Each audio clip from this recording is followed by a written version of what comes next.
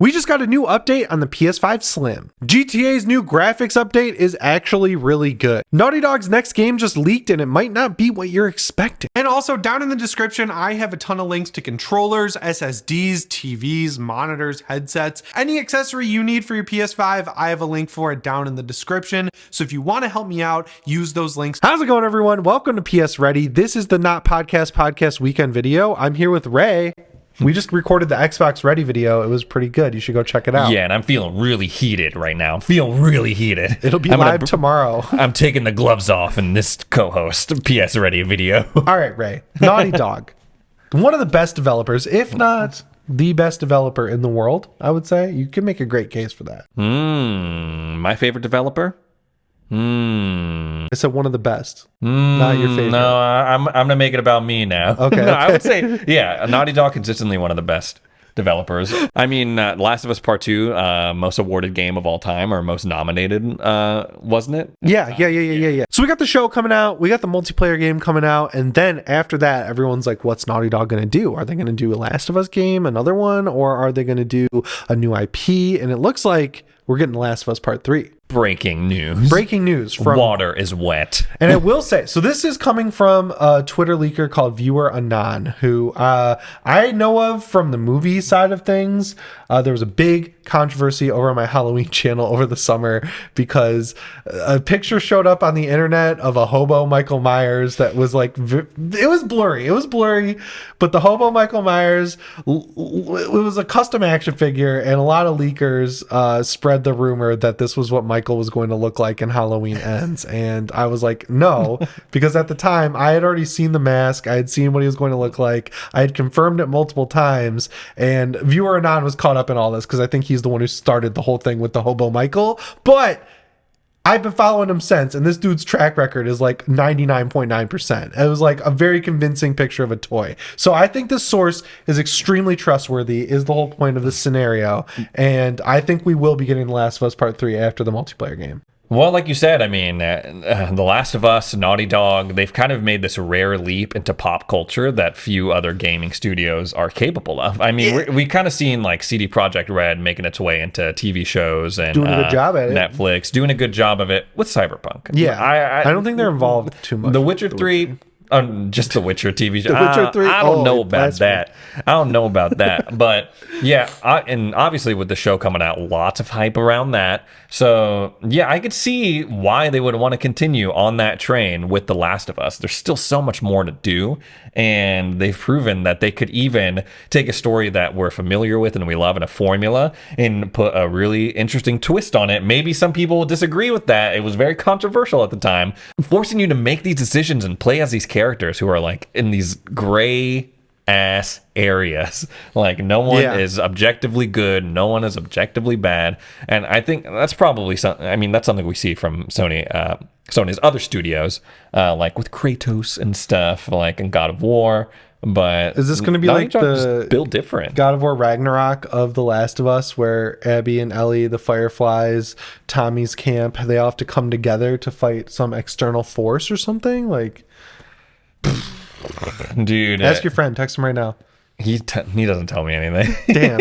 Ray has an inside source, and this dude is tight-lipped. He doesn't tell us anything. But yeah, I'm excited. They are working on a new IP, they also said. So like they have multiple games in development. I think The Last of Us totally deserves a third game. It's weird to have these 2-game series. Yeah, you got to go with the trilogy. It's really weird. You got to finish it off with a trilogy. Yeah. The only thing that I feel like is getting in the way of The Last of Us, the only kind of thing I'm worried about is the fact that The Last of Us TV series is on HBO Max, and like lately they've just been like canceling their projects, and like they did Westworld so dirty, just like freaking canning the whole thing and taking it off the service. It's an HBO original, which helps, and they have sent out screeners. People have seen a lot of the show already, and I've heard it's very good. HBO, David Zaslav, if you're watching, hook us up with some screeners for The Last of Us. So now we got to talk about the PS5 Slim, which is like hot. It's coming in hot. It's fast approaching. People are excited that they just got a PS5 and they're going to have a new console to buy. But the silver lining here is that it looks like this console is going to be visually identical to the current PS5, if not maybe just a little thinner. So it's going to use faceplates and stuff like that.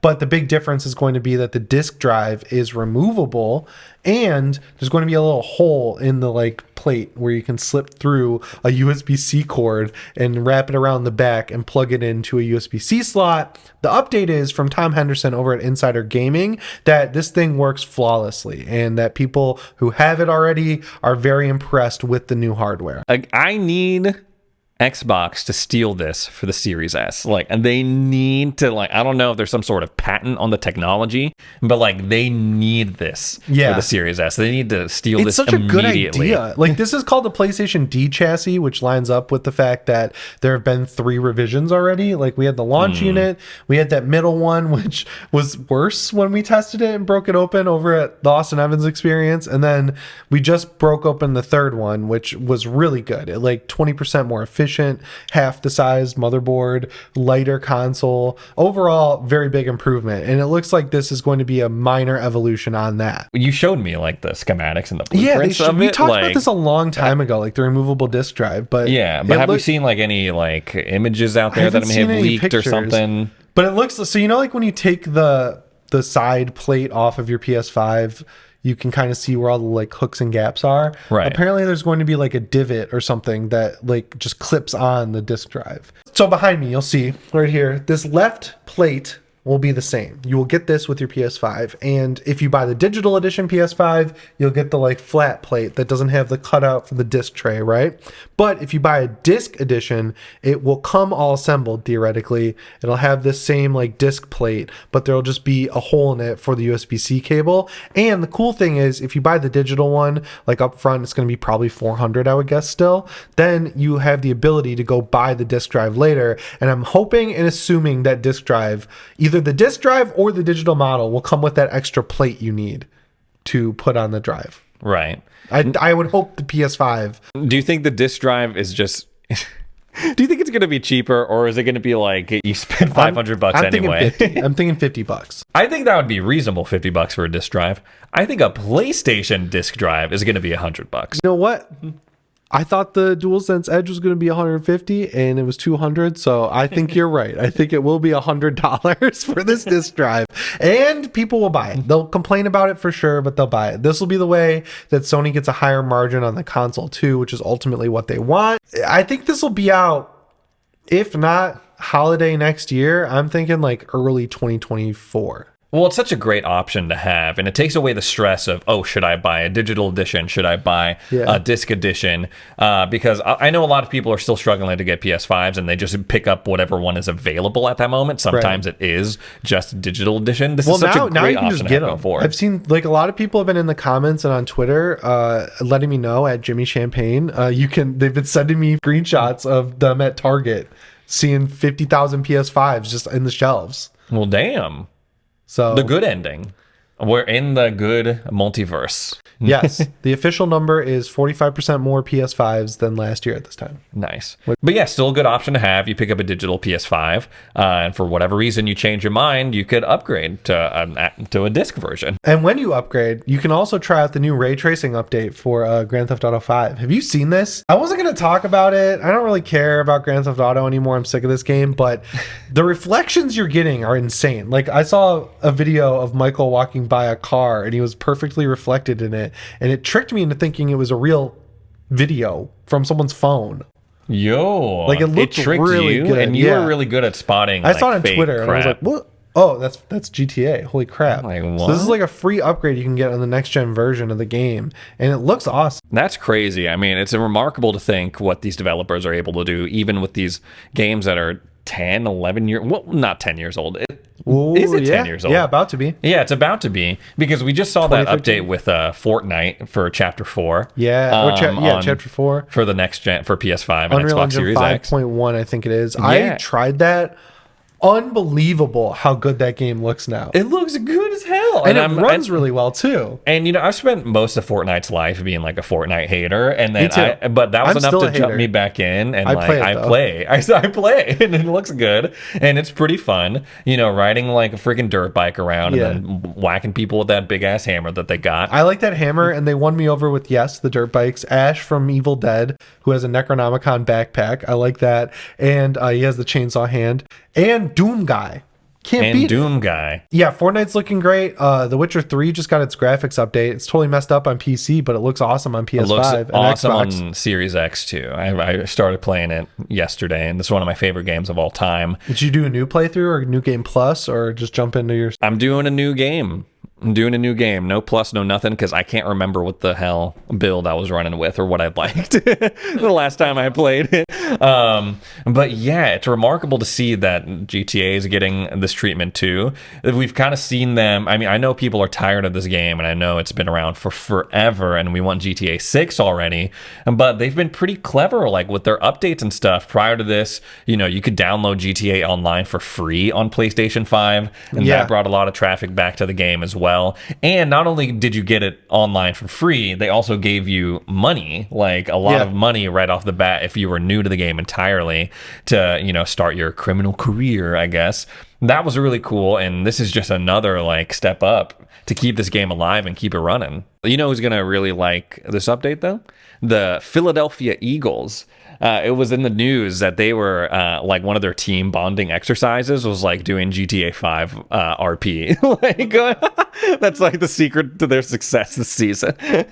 So yeah, unfortunately, I think the deal where you could get that game for free is over. But if you want to try out the ray tracing, I'm sure you already have GTA 5. It's like one of the most sold games ever. And if you don't, hold out. You could get a world record for being the only person who doesn't have GTA 5 on PlayStation. Next up, we got the PS Plus Extra and Premium update for the month, and I'll let you guys be the judge, because every time I make a judgment on it because I like a game, someone else doesn't, or I don't like a game, someone else does. So I'm just going to read the list. I'll let Ray be the judge. And you I'll be the judge. You guys can hate on him ready. this time. So this month on PS Plus Extra, I'm going to read this off my phone. You are getting WWE 2K22 on PS4, Far Cry 5 for PS4, Far Cry New Dawn, Far Cry Primal, Mortal Shell for PS5, Judgment for PS5, Yakuza Like a Dragon for PS5, Yakuza 6 for PS4, Shadow of Mordor and Shadow of War, Evil Genius 2, The Pedestrian, Adventure Time, Ben 10 Power Trip, Gigantosaurus the Game, Pillars of Eternity 2, Worms WMD, The Escapist 2. So that's what you're getting on Extra, and on Premium, you are getting the classic games. Finally, you're getting Ridge Racer 2, which leaked before the service launched. Heavenly Sword, PS3 streaming, which is a game that was extremely hyped and was not very good. I remember playing that game in a GameStop. Very like hard when they still had the Ninja Theory's first game. Hellblade's a spiritual successor to this game. Oddworld Abe's Exodus for PS1 and Pinball Heroes for PSP. You know, I went into this wanting to hate, wanting to judge, but I will say some interesting titles. Some interesting titles, not a home run, but Pillars of Eternity 2. Oh, okay. I was like, I'm just gonna say WWE because Rich, our cameraman, Rich, he texted me. He's like, WWE, nice. I'm gonna play that. And I was like, cool. Yeah, just like the up-to-date version of these sports games. Rich has WWE got like 2022. the persona of average gamer. Like every time he's excited about a game, it seems like everyone who watches is usually excited about it too. Both Shadow of Mordor and Shadow of War. I'd say that's a W. That's a W. Shadow of War. It is so good. The loot in that game is awesome. Building out your orc army is sweet. The traversal is a lot better than it is in Shadow of Mordor. Yes. The story's awesome. Celebrimbor, still a badass. The only thing I will say about those games is it pisses me off that Howard Shore couldn't come back and compose.